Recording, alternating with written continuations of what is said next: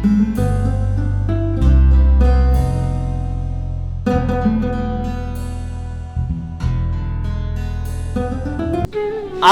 संसारमा हामी प्रेमका परिभाषा, प्रेमका विश्लेषण अनि प्रेम लगभग जताततै भेट्टाउँछौँ। तर आजको संसारले कहीं एउटा कुरो गुमाएको छ, जसबिना प्रेम अधुरो हुन्छ। आजको संसारले एउटा महत्त्वपूर्ण कुरो गुमाएको छ र त्यो चाहिँ हो आदर। आज परिवारमा प्रेम त छ तर आदर छैन। आज दाम्पत्य जोडीमा प्रेम त छ तर आदर छैन। आज बाउ र छोरामा प्रेम त छ तर आदर छैन। आज दाजुभाइमा प्रेम त छ तर आदर छैन।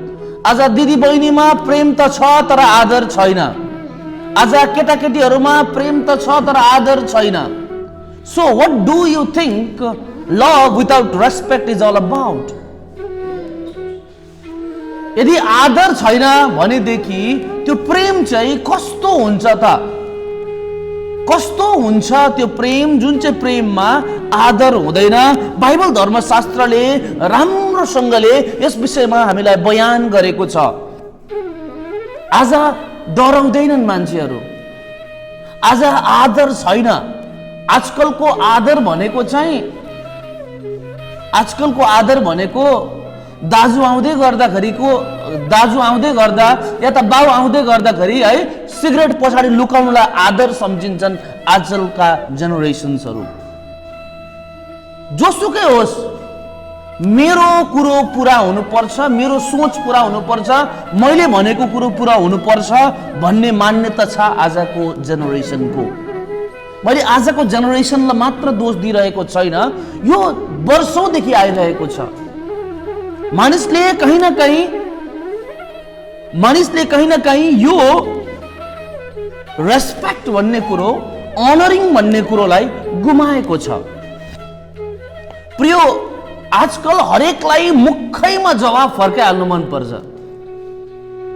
कसैले सोधेको प्रश्नको जवाब मुखैमा दिएन भनेदेखि आफैलाई हारेको महसुस हुन्छ। I have faced it. I'm not telling it by reading it from some quotes.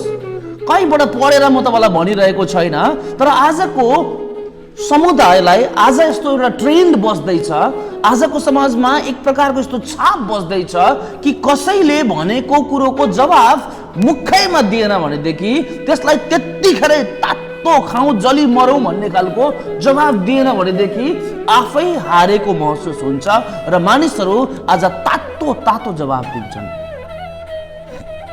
तर बाइबल धर्मशास्त्रले यो तातै खाउँ जली मरौँ भन्ने जस्ता कुराहरूको निम्ति अनि कसैलाई जवाब फर्काइहाल्ने विषयलाई लिएर अनि आदरलाई लिएर जेन्टलनेसलाई लिएर बाइबल धर्मशास्त्रले के गर्छ, के भन्छ त?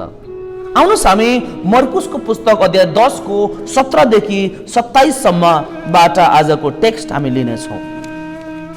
मर्कुस अध्याय 10 मा एउटा धनी मानिस, एउटा युवक आउँछ अनि उसले यीशु मसीहलाई मुक्तिको बारेमा सोध्छ।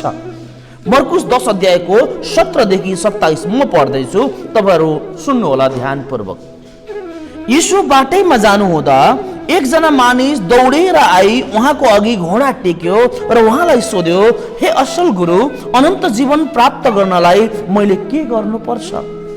यीशुले त्यसलाई भन्नुभयो, तिमी किन मलाई असल भन्छौ? एकमात्र परमेश्वर बाहेक अरु कोही असल छैन। 19 तिमी आज्ञाहरू त जान्दछौ, अर्थात् हत्या नगर्नु, व्यभिचार नगर्नु, नचोर्नु, झुटो गवाही नदिनु, नठग्नु, आफ्ना बुबा र आमालाई आदर गर्नु। अनि त्यसले उहाँलाई भन्यो, गुरुज्यू, यी सब त मैले मेरो युवा अवस्थादेखि नै पालन गरेको छु। 21 ले भन्छ, यीशुले त्यसलाई हेर्नुभयो र त्यसलाई माया गरेर भन्नुभयो, तिमीलाई अझ एउटा कुराको अभाव छ, जाऊ र तिम्रा जे जति छन् बिक्री गर र गरिबहरूलाई देऊ र तिमीलाई स्वर्गमा सम्पत्ति मिल्नेछ, अनि आएर मेरो पछि लागा। तर यस कुराले त्यसको अनुहार उदासिलो भयो र त्यो दुखित भएर गइहाल्यो, किनभने त्यसलाई धेरै धन सम्पत्ति थियो। अनि वरिपरि हेरेर यीशुले आफ्ना चेलाहरूलाई भन्नुभयो, धनीलाई परमेश्वरको राज्यमा पस्नु कति कठिन छ। उहाँले भन्नुभएको यस कुरालाई चेलाहरूले अचम्म माने, तर यीशुले फेरि तिनीहरूलाई भन्नुभयो, बालक हो, धन सम्पत्ति माथि भरोसा राख्नेहरूलाई परमेश्वरको राज्यभित्र पस्नु कति कठिन छ। धनी मानिसलाई परमेश्वरको राज्यभित्र पस्नु भन्दा त बरु सिंहको नाथ्रीबाट ऊँटलाई छिर्न सजिलो हुन्छ। तिनी जाँदै अचम्भित भए र उहाँलाई भने, त्यसो भए को बाँच्न सक्छ? यीशुले तिनीहरूलाई हेरेर भन्नुभयो, मानिसहरूका निम्ति त यो असम्भव छ, तर परमेश्वरको लागि छैन, किनभने परमेश्वरको निम्ति सबै कुरा सम्भव हुन्छ। आमेन। एउटा धनी युवक आउँछ अनि त्यो धनी युवकले आएर यीशुलाई सोध्छ कि म परमेश्वरको राज्यमा पस्न के गर्नुपर्छ। त्यसलाई यीशुले सबै आज्ञाहरू याद दिलाउनु भयो। त्यसले आज्ञाहरू सुन्यो अनि उसले भन्यो, यो त मैले गरिआएको छु त, मैले चोरेको छैन, व्यभिचार गरेको छैन, हत्या गरेको छैन, अघि ठगेको छैन कसैलाई। त्यसो भए तिमीसँग भएको सम्पत्ति बेच। त्यो उदासिलो भयो। त्यसले त्यो ज्यादै धनी भएको कारणले गर्दाखेरि त्यसले आफ्नो सम्पत्ति बेच्ने निर्णय गरेन। यीशुको पछि त्यो कहिले लागेन, त्यो गइहाल्यो भन्छ बाइबलले। तर एउटा कुरो जो बाइबलले यहाँ लेखेको छैन त्यो चाहिँ के हो भन्दा, यीशुले त्यो गइहाल्ने मान्छेलाई जान दिनुभयो। Why? He could have stopped him. यीशुले त्यसलाई रोक्न सक्नुहुन्थ्यो, होइन त? यीशुले त्यसलाई रोक्न सक्नुहुन्थ्यो, तर उहाँले गर्नु भएन। उहाँले रोक्नु भएन त्यो मानिसलाई। जब मान्छेहरूले यीशुलाई रिजेक्ट गर्दै हुनुहुन्थ्यो नि, उहाँले आफ्नो इम्प्यासन्स देखाउनु भएन।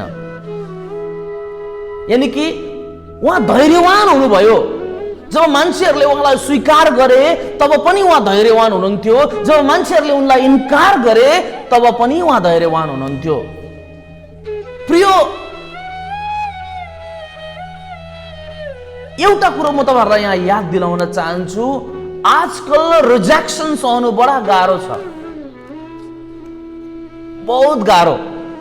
आजकलको जेनेरेसन यो सम्झिन्छन्, ऐनामा आफूले आफैलाई हेर्यो अनि राम्री लाग्यो अनि कसैलाई प्रपोज गर्यो र त्यसले एक्सेप्ट गरेन भनेदेखि अब कसरी त्यसलाई बर्बाद गरौँ, कसरी त्यसको नाम बिकाउँ, कसरी त्यसलाई खतम बनाऊ, यो दिमागमा चलिरहेको हुन्छ। इन्डियामा मात्रै 2000 भन्दा अधिक केटीहरूको अनुहारमा एसिड फ्याँकिएको छ। Do you know why? It was because of the rejection. इन्कार गरिएकोले। जब कसैले कसैलाई इन्कार गर्छ, आज तपाईलाई पनि इन्कार गर्ला। कतिले कुनै जब इन्टरभ्यूमा जानु होला तपाईलाई इन्कार गर्ला, कुनै घरमा बिजनेस प्लान दिन जानु होला त्यहाँ तपाईलाई इन्कार गर्ला, कसैलाई सुसमाचार सुनाउन जानु होला त्यसले तपाईलाई इन्कार गर्ला, कसैलाई तपाईले पैसा माग्नु होला तपाईले त्यसले इन्कार गर्ला, कसैलाई तपाईले प्रपोज गर्नुभयो म तिम्रो श्रीमान हुन चाहन्छु, तिम्रो श्रीमती हुन चाहन्छु, तपाईलाई इन्कार गर्ला। Never be impatient when you are under rejection. रिस अनि डिसअनरिङ यहीबाट सुरु हुन्छ। यीशुबाट हामी उदाहरण लिन्छौँ भनेदेखि यीशुले यसलाई बडो आनन्दको साथमा लिनुभयो। उहाँले जानेहरूलाई जान दिनुभयो। हामी सम्झिन्छौँ रोकिन्छ, तर जानेहरूलाई हामीले जान दिनुपर्छ। बाइबल धर्मशास्त्रले स्पष्ट रूपमा भन्यो कि यीशुले त्यो जाने युवकलाई जान दिनुभयो। किनकि मान्छेको दृष्टिकोणमा कुनै कुरा असम्भव देखिएला, तर परमेश्वरको दृष्टिकोणमा चाहिँ कुनै पनि कुरा असम्भव हुँदैन। In the site of God it is possible, but in the site of man it is impossible. मान्छेको दृष्टिकोणमा असम्भव देखिए तापनि परमेश्वरको दृष्टिकोणमा चाहिँ त्यो सम्भव हुन्छ। हालेलुया, आमेन। सो अब एउटा कुरो यहाँ बुझौँ हामीले, एउटा कुरो हामीले यहाँ बुझौँ, एउटा कुरो यहाँ बुझौँ। अब रेस्पेक्ट चाहिँ के होला त? पहिलो पत्रुस अध्याय 3:15 मा लेखिएको छ, the book of 1 Peter chapter 3 verse 15. If we do have a Bible, anyone can read that for us. 1 Peter chapter 3 verse 15. If not, I have found it.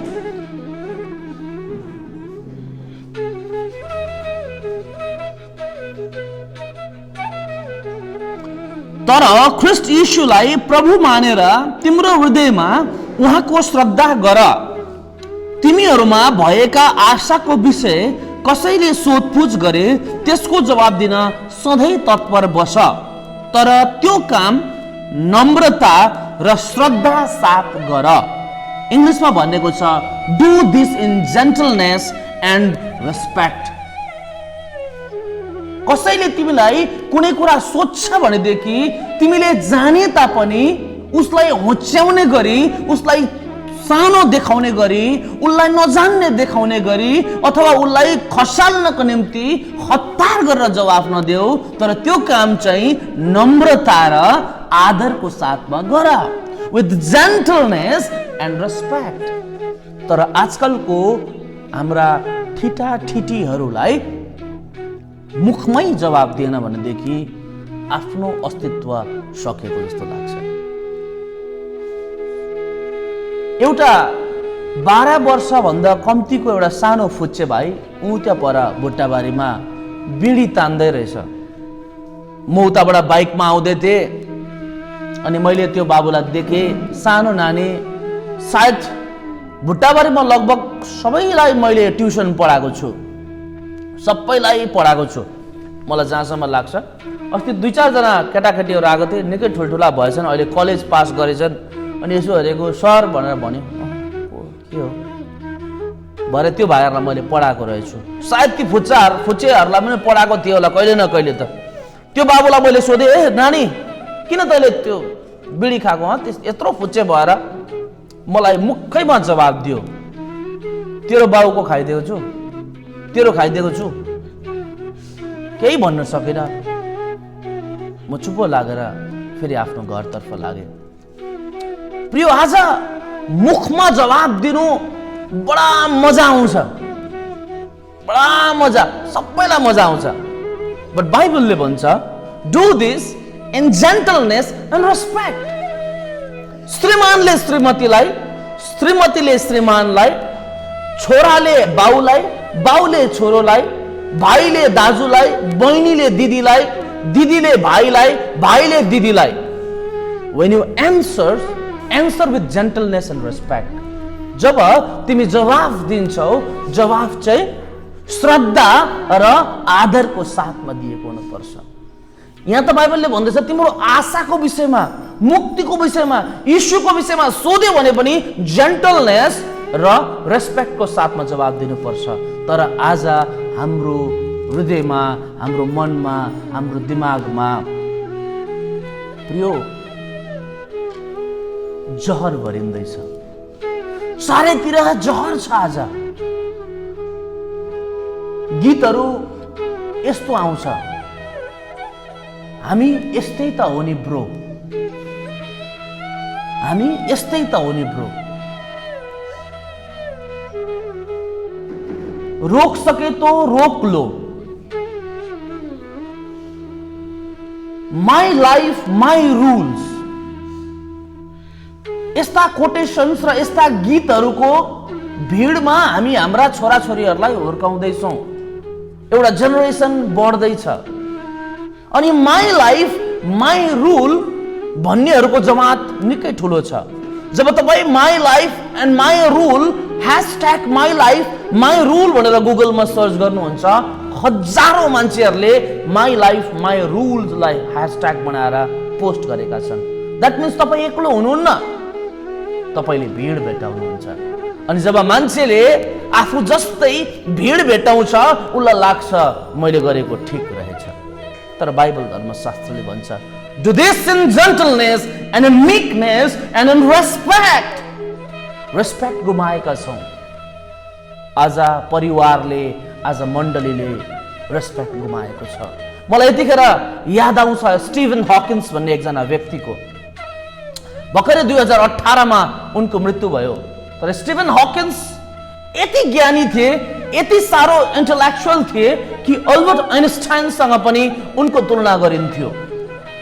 Steven Hawkins एकजना यस्ता व्यक्ति थिए, उनलाई यति डरलाग्दो रोग लागेको थियो कि उसको शरीरको कुनै पनि पार्ट पुर्जा चल्दैन थियो। कुनै पनि शरीरका हिस्सा राम्रो थिएन। हात चल्दैन थियो, खुट्टा चल्दैन थियो, ढाडको स्पाइनल कॉर्ड थिएन, तपाईको बोन म्यारोज थिएन उसको जिउमा, अघि तर ब्रेन मात्रै चल्थ्यो। उसको ब्रेन मात्रै ठिक थियो र उसलाई अल्बर्ट आइन्स्टाइन जस्ता महान वैज्ञानिकसँग तुलना गरिन्थ्यो, तुलना गरियो। भर्खरै 2018 मा उनको मृत्यु भयो। प्रियो, स्टिभन हकिन्स एकदम प्रख्यात र संसारकै एउटा विशिष्ट साइन्टिस्ट थिए। उनको जीवनमा, उनको शरीरमा केवल उनको ब्रेन मात्रै ठिक थियो। आज मण्डलीमा पनि केवल यीशु मात्रै छोडिनु भएको छ। जसरी स्टिभन हकिन्सको दिमाग मात्रै ठिक थियो, सारा शरीर खत्तम भइसकेको थियो, त्यसरी नै मण्डली शरीर हो, ख्रिस्ट शिर हुनुहुन्छ र ब्रेनले मात्रै, शिरले मात्रै काम गरिरहेको छ। शरीर सड्दैछ, शरीर प्यारालाइज्ड हुँदैछ। And why is this so? Respect नभएकोले, रेस्पेक्ट नभएकोले। बाउ आउँदैछ, बिडी पछाडि लुकाउनलाई रेस्पेक्ट भनिँदैन। प्रिय, सबभन्दा पहिला आफूलाई रेस्पेक्ट गर्नुपर्छ। यो शरीरको रेस्पेक्ट गर्नुपर्छ। This is the temple of God. यो परमेश्वरको मन्दिर हो। मैले यो परमेश्वरको मन्दिरलाई स्याहार्नु पर्छ। म त केवल उहाँको मन्दिरलाई स्याहार्ने एउटा पुजारी मात्रै हुँ। जबसम्म यो पुजारीले यो मन्दिरको ख्याल राख्दैन, तबसम्म पुजारीलाई धिक्कार। त्यस पछाडि अरूलाई रेस्पेक्ट। आज ठाडो बोली प्रचलन भएको छ। आज मुखमुखे जवाफहरू ट्रेन्ड भएको छ। आमासँग छोरोलाई आजकल मुख लाग्न बडा मजा आउँछ।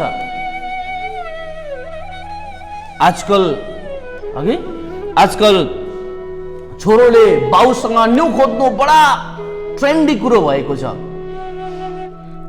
आजकल बहिनीहरूलाई, दिदीहरूलाई भाइले बेइज्जती गर्नु बडो सामान्य कुरो भएको छ। Why? Because there is no respect.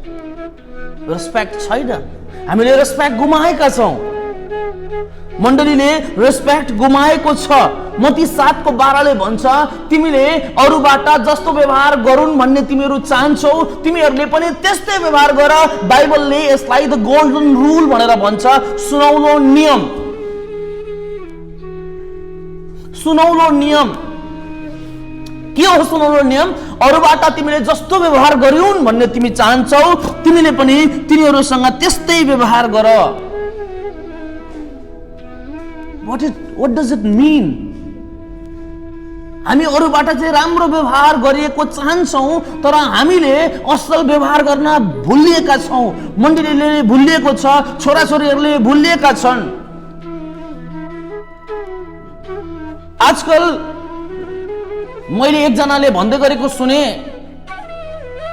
हेर नानी, मैले तिमीहरूको निम्ति कति दुःख गर्दैछु, तिमीहरूले बुझिदेऊ न, यसरी नबिग्रिदेऊ न, यसरी नहिँडिदेऊ न, यसरी नभनिदेऊ न।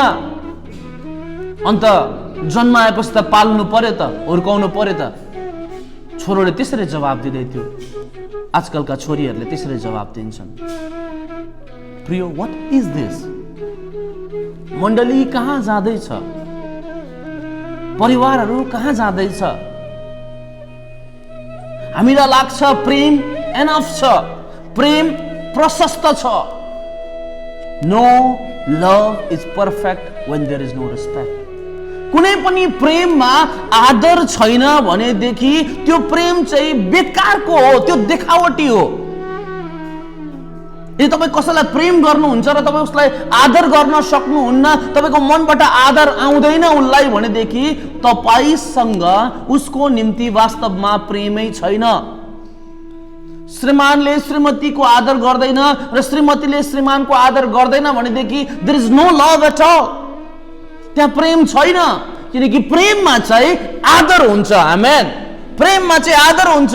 छोराछोरीहरूले बाउ आमालाई आई लभ यु ड्याड भनेर है फादर्स डेमा फेसबुकमा पोस्ट गर्छ, my mom is my world भनेर मदर्स डेमा अघि पोस्ट गर्छ, तर आमालाई आदर गर्दैन, बाउलाई गर्नुपर्ने छोरोले आदर गर्दैन भनेदेखि चाहिँ त्यहाँ कुनै प्रेम छैन। लभको सबभन्दा पहिलो कम्पोनेन्ट्स भनेको चाहिँ रेस्पेक्ट हो। जब रेस्पेक्ट हुँदैन तब लभ हुँदैन। लभ रित्तो हुन्छ जब त्यहाँ रेस्पेक्ट हुँदैन। प्रिय एउटा महत्त्वपूर्ण कुरा म तपाईलाई यहाँ रोमी अध्याय 13 को 7 बाट देखाउन चाहन्छु। कसैले पाउनु भयो पढिदिनुहोस्। रोमी अध्याय 13 को 7।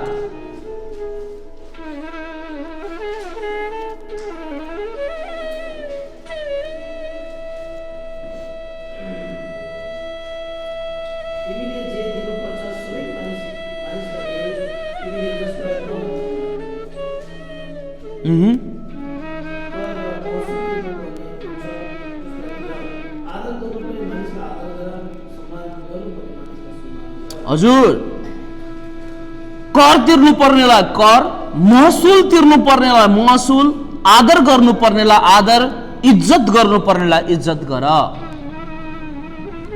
हरेक मान्छे जुन चाहिँ कुरोको हकदार छ त्यो मान्छेलाई त्यस्तै आदर र त्यस्तै इज्जत गर भन्छ बाइबलले। तर खोइ इज्जत, खोइ इज्जत, खोइ इज्जत। बेलुका 6 बज्दा नबज्दा उ त्यो कलपटमा जानुहोस् तपाईले, सायद हाम्रै भिडका 1-2 मान्छेहरूलाई त्यहाँ भेटाउनुहुन्छ। 9:30 हुने बित्तिकै अनेकौं प्रकारका कुलतहरूमा फसेका हाम्रै भिडभित्रका मान्छेहरूलाई तपाईँ हामीले भेट्छौँ। सिटी सेन्टरमा जाउँ, वेगा सर्कलमा जाउँ, अँध्यारोहरूमा जाउँ, उज्यालोहरूमा जाउँ, हामीले भेटाउँदैछौँ। प्रिय, खोइ आदर, खोइ आदर, कहाँ छ आदर? खोइ भाइहरूले दिदीहरूलाई गरेको आदर। यहाँसम्म मान्छे तल झर्दैछ, यहाँसम्म मान्छेहरू तल झर्दैछ कि आजकल जुन चाहिँ हातले उसलाई हुर्कायो, जुन चाहिँ हातले उसलाई बढायो, त्यही मान्छेलाई छाती समात्नु जाँदा पनि एउटा मान्छेको हात काँप्दैन। खोइ आदर। किन मण्डलीले यो आदर गुमाएको होला? किन परिवारले यो आदर गुमाएको होला? जुन चाहिँ बाउले, जुन चाहिँ आमाले हुर्कायो, बढायो, पढायो, लेखायो, लड्छ कि भन्ने डर थियो जुन चाहिँ आमालाई, भनिन्छ नि नेपालीमा, सानो हुँदा मर्छ कि भन्ने डर थियो, ठुलो हुँदा मार्छ कि भन्ने डर आउन थाल्यो। किन आउँदैछ होला यो? वाइ? हामीले किन गुमाउँदैछौँ यो आदरलाई? त्यो मिठास जुन चाहिँ आदरले ल्याउँछ, त्यो आदर किन गुमाउँदैछ आज मण्डलीले? किन आमालाई दिनुपर्ने इज्जत एउटा छोरीले आमालाई दिन सक्दैन? किन बाउले सोधेको हरेक प्रश्नको जवाब उसको मुखैमा, उसको छातीमा घोच्ने गरी दिनुपर्छ एउटा छोरोले अथवा एउटा छोरीले? वाइ? बाइबलले भन्छ इज्जत दिनु पर्नेलाई इज्जत देऊ, तर खोइ त इज्जत, खोइ इज्जत। बजारको बीचमा एउटा आमाको बेइज्जती हुन्छ। मैले देख्दै थिएँ एउटा छोरोले हिजो अस्ति आफ्नो आमालाई लडाएर लात्तीले हिर्काउँदै थियो। जुन चाहिँ आमाले त्यो सानो बालखा हुँदाखेरि त्यसलाई हुर्कायो, बढायो, पढायो, मर्छ कि लड्छ कि जाडोबाट जोगायो, घामबाट जोगायो, आज त्यही आमालाई त्यसले लात्ती हान्दाखेरि त्यसको खुट्टो किन कुहिएन? जुन चाहिँ बाउले त्यो छोरोलाई जन्मायो त्यो बाउलाई श्राद्ध त्यसको ओठहरू किन झरेनन्? प्रिय, आज मण्डलीले, आजको संसारले आदर गुमाएको छ। आजको संसारले आदर गुमाएको छ अनि यो आदरलाई हामीले फर्काएर ल्याउनु पर्छ। तपाईँ अनि मबाट सुरु हुन्छ यो। हाम्रो सेल्फ इगोलाई मारेर हामीले दिनुपर्ने व्यक्तिलाई आदर दिनुपर्छ। एकपल्ट मलाई हाम्रो भारतको संस्कृति प्रति एकदमै गर्व महसुस हुन्छ। मलाई एकदमै गर्व महसुस हुन्छ जहाँ बाउ आमालाई देवता सरह पुज्छन्, देवता सरह पुज्छन्। संस्कृतिमा, मानिसहरूमा होइन, संस्कृतिमा छ त्यो है। बाउ आमालाई बोकेर कहाँ लगेको, अघि बाउ आमाको खुट्टा धोएर पानी खाएको हैन, चरण स्पर्श गरेको, खुट्टा ढोगेको। बाइबलले यति धेरै डिमान्ड गर्दैन तपाईलाई। मरेपछि तपाईले आफ्नो बाउको निम्ति टाउको खुइलाउनु हुन्छ कि हुन्न त्यस्ता कुराहरुको डिमान्ड गर्दैन बाइबलले। तर आज जिउँदो भएको बाउलाई, जिउँदो भएको बाउलाई, जिउँदो भएको आमालाई दिनुपर्ने इज्जत देऊ, किनकि यो चक्र हो। किनकि यो चक्र हो। भोलि तिमी पनि बुढो हुन्छौ, भोलि तिमी पनि कसैको बाउ हुन्छौ। आज तिमी कसैका छोरा छौ, भोलि तिमी पनि कसैको बाउ हुन्छौ। अनि जब तिम्रो छोरोले बजारको बीचमा तिम्रो बेइज्जती गर्छ, त्यतिखेर बेइज्जती हुँदाखेरिको चोट के हुँदो रहेछ तिमीलाई थाहा हुन्छ। इम्पोर्टेन्ट कुरा, इज्जत अनि आदरलाई फर्काऊ हाम्रो परिवारभित्र। अब उस भाइहरूले दाजुलाई, दाजुहरूले भाइलाई, दिदीहरूले भाइलाई, भाइले दिदीलाई, बाउले छोरोलाई, छोरोले बाउलाई। बाइबलले भन्छ ठुलोहरूको आदर गर, ठुलोहरूको आदर गर। तर यहाँ म आफैलाई ठुलो बनाउँछु। म भन्दा ठुलो को छ यहाँ? झन् हाम्रो प्रचलन के छ भन्दाखेरि गोजीमा 2-4 पैसा आउनु पर्छ, कमाउने भएपछि तेरो कुरो मैले किन सुन्नु? यो घरको रासिन पानी त मेरो कमाइले चल्दैछ भनेदेखि मैले अरूलाई किन इज्जत गर्नु? मै त कमाएर ल्याउने। That's not the way. That's not the way. त्यस्तो होइन प्रिय। बाइबलले भन्छ इज्जत दिनुपर्नेलाई इज्जत देऊ, कर तिर्नु पर्नेलाई कर देऊ, जसलाई जे दिनुपर्छ देऊ, जो जेको हकदार छ उसलाई त्यही देऊ। तर इज्जत गर्नुपर्नेलाई इज्जत गर, आदर गर्नुपर्नेलाई आदर गर। रोमी अध्याय 12 को 10 मा यसरी लेखिएको छ,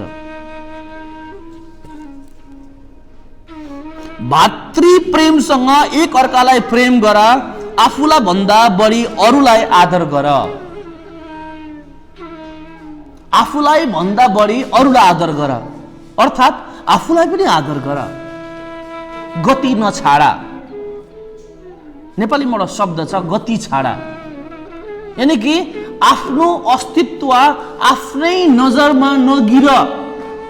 अरूको नजरमा त गिर्छ मान्छे, तर यस्तो कुनै काम नगर जुन चाहिँ काम गर्दा तिमी आफ्नै नजरमा गिर्छौ, तिमी आफ्नै नजरमा झर्छौ। यानी कि आफूले आफूलाई आदर गर, तर आफू भन्दा बढी चाहिँ अरूको आदर गर। आफू भन्दा बढी कसको आदर गर? अरूको आदर गर, अरूको आदर गर। उसलाई देख उसलाई आदर गर, उसलाई देख उसलाई आदर गर।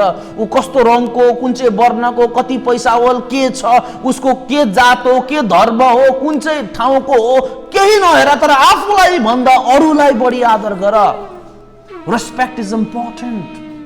भातृ प्रेम अनि स्नेहमा बाँच अनि एउटाले अर्कालाई आदर गर आफूलाई भन्दा बेसी। भेरी इम्पोर्टेन्ट थिङ, बहुतै महत्त्वपूर्ण कुरो। जब हामीले यो आदर भन्ने कुरोलाई बिर्सिन्छौँ नि, तब हामीले प्रेमको परिभाषालाई बङ्ग्याइरहेका हुन्छौँ। It is important. It is important for us to understand that without respect there is no love. There is no love at all. प्रेमै छैन जब आदर हुँदैन, बुढाबुढीमा आदर छैन, आदरै छैन, इज्जतै छैन भनेदेखि प्रेम पनि छैन त्यहाँ। यसै कारण होसियार बस। एफएसीको पत्रले भन्छ, पति हो आफ्नो पत्नीलाई आफूलाई जस्तै प्रेम गर। पति हो आफ्ना पत्नीलाई आफूलाई जस्तै प्रेम गर र पत्नी हो आफ्ना पतिको आदर गर। आदर गर, रेस्पेक्ट गर। किन पत्नीले पतिको आदर गर्नुपर्छ? किनकि पति हो भनेर होइन, किनकि परमेश्वरले पतिलाई घरको परिवारको शिर बनाउनु भएको छ। लाटा भए पनि, पढ्न नजान्ने भए तापनि, है, नजान्ने भए तापनि, तपाईँभन्दा कम्ती बाठे भए तापनि तपाईँको घरको शिर चाहिँ तपाईँको पति नै हो। त्यो मैले भनेको होइन, यो पुलपिटबाट म पुरुष भएर पुरुषको पक्षमा आन्दोलन गरेको होइन। परमेश्वरले पतिहरूलाई घरको शिर बनाउनु भएको छ। फेरि पतिहरूलाई भन्छु, अनि पत्नीहरूलाई परमेश्वरले खुट्टा पनि बनाउनु भएको छैन नि। फेरि तँ चाहिँ खुट्टा हो पेल्ली भनेर पैताला मुनि दबाउनु पनि भन्नुभएको छैन। परमेश्वरले तिमीहरू बराबर आदरका योग्य छौ, तर मण्डलीको शिर ख्रीष्ट हुनुहुन्छ, परिवारको शिर पुरुष हो भनेर पनि उहाँले बताउनु भएको छ। एफएसी 5:23 तपाईँले हेर्नुहुन्छ भनेदेखि पाउनुहुन्छ। पत्नी हो आफ्ना पतिको आदर गर। पावलले एक ठाउँ यसरी भनेका छन्, पहिलो कोरिन्थीको पुस्तकमा होला सायद, तिमीहरूको विषयमा तिमीहरूले केही कुरो जान्नु छ भने पनि ती कुराहरू गर, तिमीले व्यक्तिगत रूपमा घरमा बसेर तिम्रो पतिलाई सोध। फेरिपल्ट कतिवटा कुराहरू हामीले जान्यौँ भनेदेखि म जान्दछु भन्ने कुरा कसरी देखाउँ? अब है, कसरी देखाउँ म जान्दछु भन्ने देखाउनुको निम्ति अरूलाई होच्याएर भए पनि मैले जानेको कुरो म भनिहाल्छु मान्छेहरूको बिचमा। बाइबलले भन्छ त्यस्तो छ भने पनि त्यसले व्यक्तिगत रूपमा गएर ती कुराहरू बताऊ। जब अपोलोस भन्ने एकजना व्यक्ति एन्टिओखियाको मण्डलीमा, सायद एन्टिओखिया होला सायद कि कता हो, एउटा मण्डलीमा आएका थिए। त्यहाँ दुईजना दाम्पत्य थिए, अकिलाउस र प्रिसिला। प्रिसिला र अकिलाउस। प्रिसिला र अकिलाउसले देखे अपोलोस भन्ने एकजना सभाघरमा बोल्ने एकजना प्रभुका दासले बोल्दै थिए कतिवटा कुराहरू, तर गलत बोल्दै थिए। प्रिसिला र अकिलाउस जुरुक्क उठेर, ए अपोलोस तैँले गल्ती बोलिस्, यो त बाइबलमा यस्तो भनेको छ भनेर भनेनन्। उनीहरूले अपोलोसलाई व्यक्तिगत रूपमा भित्र लिएर गए अनि उनलाई परमेश्वरको वचन ठिकसँगले सिकाए। What a beautiful thing it is. What a beautiful example of respect it is. है, हामी कसैले केही गर्दैछ भनेदेखि तुरुन्तै उसलाई होच्याउन चाहन्छौँ, तुरुन्त उसलाई नराम्रो देखाउन चाहन्छौँ, त्यति नै खेर प्रचार गर्छौँ। तपाईँलाई थाहा छ भाइ रोहित त रङ्गे हात पक्रियो, प्रचार गर्न चाहन्छौँ हामी त्यति नै खेर। तर प्रिसिला र अकिलाउसले त्यसो गरेनन्। प्रिसिला र अकिलाउसले अपोलोसलाई व्यक्तिगत रूपमा लिएर आए अनि व्यक्तिगत रूपमा लिएर आएर उनलाई सम्झाए, बुझ्यो। तपाईँको अपोलोसले बुझ्यो अनि जब अपोलोसले बुझ्यो उनले छोडिदिए। हामी बुझाउन चाहन्छौँ आज? हामी आज बुझाउन चाहन्छौँ? एउटा व्यक्तिको विषयमा तपाईले केही सुन्नुभयो भनेदेखि बाइबलले के भन्छ? बाइबलको नियम हो, यदि तिमीले कुनै भाइको विषयमा खराबी भेट्टायौ भनेदेखि पहिला गएर त्यो भाइसँग व्यक्तिगत रूपमा भेट। ओ भाइ, मैले त यस्तो सुने त, बहिनी मैले त यस्तो सुने त, के हो यो कुरा? व्यक्तिगत रूपमा उसँग बात गर। उसले मानेन, तँको मलाई सम्झाउने गइहाल यहाँबाट भन्यो भनेदेखि दुईजना लिएर जाऊ भन्छ बाइबलले। के भन्छ? दुईजना लिएर जाऊ भन्छ। दुईजना लिएर जाऊ, दुईजना आउँदा पनि निक्ली मेरो घरबाट, मलाई नसम्झा, तँहरू यहाँ नआइजा, म ठिकै हो भन्छ भनेदेखि उसलाई मण्डली लिएर जाऊ। के लिएर जाऊ? मण्डली लिएर जाऊ, अनि मण्डलीले गएर सम्झाऊ। अनि मण्डलीको कुरो पनि टेरेन भनेदेखि उसलाई सङ्गतिबाट डिसफेलोसिप गरिदेऊ, सङ्गतिबाट निकाल्देऊ, चर्चबाट निकाल्देऊ, बहिष्कार गर। तर आज के हुन्छ दाजु तपाईँलाई? मैले उहाँको विषयमा केही सुने भनेदेखि पहिला म उहाँलाई भन्दिनँ, असित भाइलाई, भाइ थाहा भयो प्रकाश भाइको त यस्तो पो रहेछ त, उहाँको त कत्रो रहेछ नि त हौ।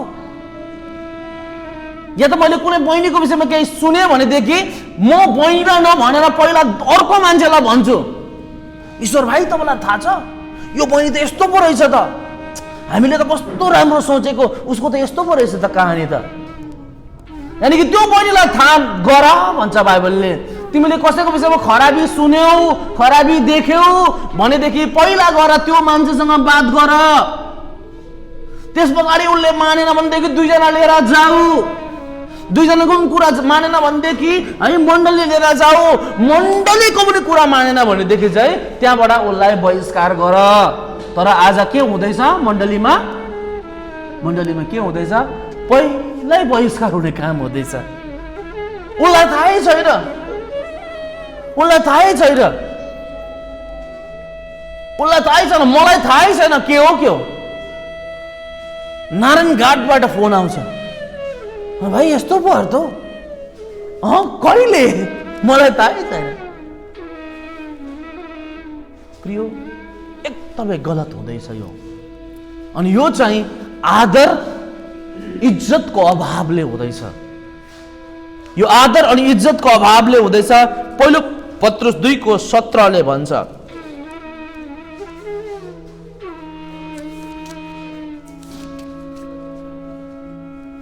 सबै मानिसहरूलाई आदर गर, भाइ बन्धुलाई प्रेम गर, परमेश्वरसँग डराऊ, राजाहरूको आदर गर।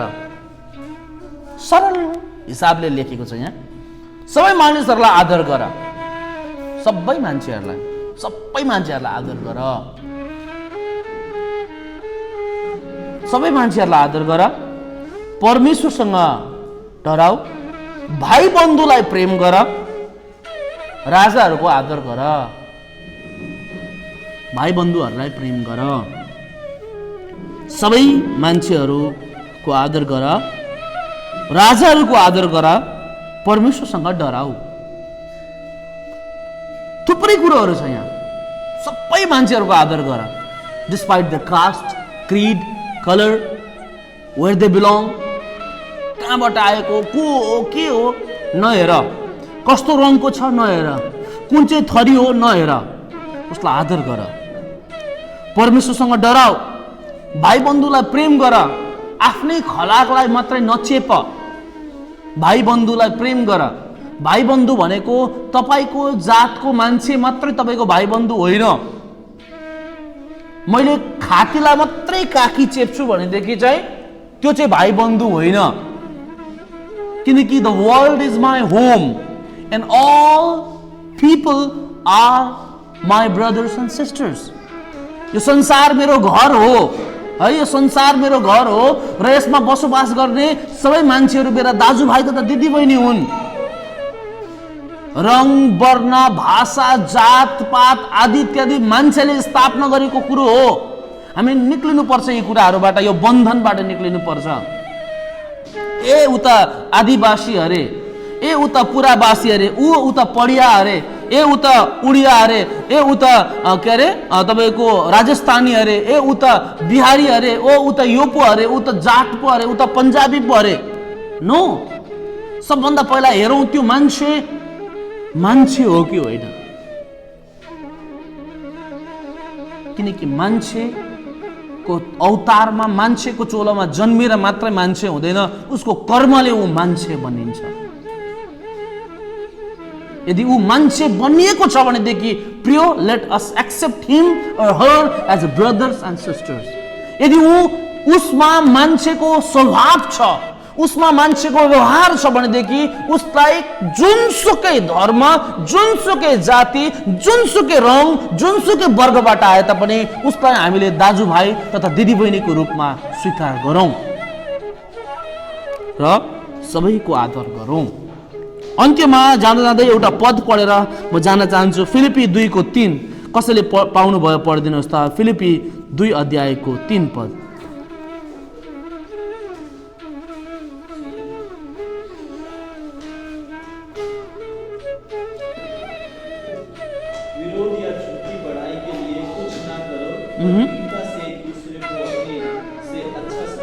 आमेन, आमेन।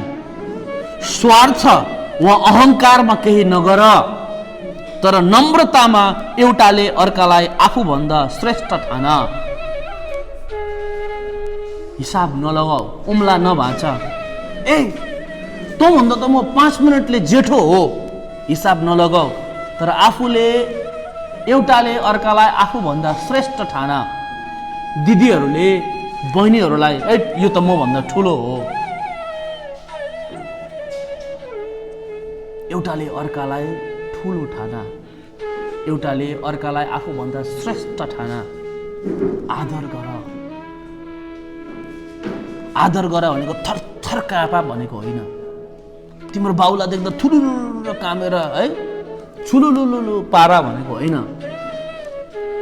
तर तिम्रो बाउको, तिम्रो आमाको, तिम्रो दाजुको, तिम्रो भाइको, आफूभन्दा ठुला मान्छेहरूको, ठुला बडाहरूको आदर गर, इज्जत गर भनेको, श्रेष्ठ ठाना भनेको।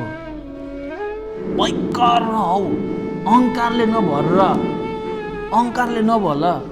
2-4वटा अङ्ग्रेजीको शब्दहरू जान्दैछौ भन्दैमा आफूले आफैलाई एकदमै शेक्सपियर नसम्झ। म त फोर्क बिना त खानु सक्दिनँ, नक्कल नपारा, नपारा नक्कल, नक्कल नपारा। मम, आमालाई मम भनेर कोही आधुनिक बनिँदैन।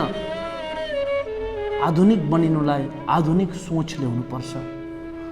जब हामी त्यो पौराणिक सोचलाई आधुनिक भाँडामा पकाउँछौँ नि, तब हामी आधुनिक बनिन्छौँ। त्यो पौराणिक सोच चाहिँ यो बाइबल धर्मशास्त्रमा पाइन्छ। प्रिय, आऊ हाम्रो अहङ्कारलाई हामीले तल खसालौँ। स्वार्थ वा अहङ्कारमा केही नगरौँ, तर नम्रतामा एउटाले अर्कालाई आफूभन्दा श्रेष्ठ ठानौँ। स्वार्थमा त्योबाट यो आउँछ, त्यहाँबाट यो हुन्छ। गिभ एन्ड टेकबाट निक्लियौँ, लिनु दिनुबाट निक्लियौँ, बाहिर निक्लियौँ। स्वार्थमा केही नगरौँ। म भन्छु नि धेरैपल्ट, तपाईँको प्रेमको किनलाई क्लियर नहुन दिनुहोस्। तपाईँ किन उसलाई माया गर्नुहुन्छ,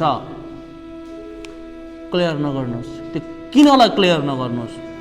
किनलाई क्लियर गर्नुभयो भनेदेखि किनभित्र के पर्छ? म उसलाई यसकारण माया गर्छु किनकि ऊ राम्री छ। गलत। राम्री त एक दिन नराम्री हुन्छ। म उसलाई एकदमै मन पराउँछु किनकि उसको फिगर 0 फिगर छ। गलत। 0 एक दिन O बनिन्छ, हैन? O बनिन्छ, 0 फिगरहरू बिग्रिन्छ। म उसलाई यस्तो मन पराउँछु किनकि उसको हेयर स्टाइल क्या दामी छ। गलत। उसको दामी कपालहरू झर्छ, एक दिन ऊ टाक्लु बनिन्छ। तपाईँ किन उसलाई माया गर्नुहुन्छ, किनलाई क्लियर हुन नदिनुहोस्। म उसलाई माया गर्छु किनकि म उसलाई माया गर्छु, हैन? म उसलाई माया गर्छु। उसको रूप, रङ आदि इत्यादि कुरोलाई हेरेर होइन, तर म उसलाई माया गर्छु। अनि मेरो मायाको निम्ति कुनै कारण छैन, कारण चाहिँदैन पनि। चाहिन्छ त तपाईँलाई? नखोज्नुहोस् कारण। किन चाहिँ गरौँ जो चाहिँ भाइ? तपाईँले देख्नु भएको छ त्यो आइमेको मुख, किन चाहिँ माया गरौँ? किन नगर्नुहोस्? मेरो घरमा आएर तपाईँ एक दिन बसेर हेर्नुहोस् पास्टर बाउ, तपाईँलाई थाहा हुन्छ किन चाहिँ त्यो मान्छेसँग म बसौँ भन्नुहोस्। किनलाई क्लियर हुन नदिनुहोस्। किनलाई क्लियर हुन नदिनुहोस्। जब तपाईँले किनलाई क्लियर हुन दिनुहुन्न, कसरी आफै हुन्छ, कसरी बाटोहरू तयार हुने हो, त्यो कसरीको बाटो आफै तयार हुन्छ। किनलाई क्लियर हुन दिनु भएन भनेदेखि चाहिँ धेरैपल्ट किन क्लियर हुनुपर्छ, तर विवाहमा, सम्बन्धमा, रिलेसनसिपमा किनलाई क्लियर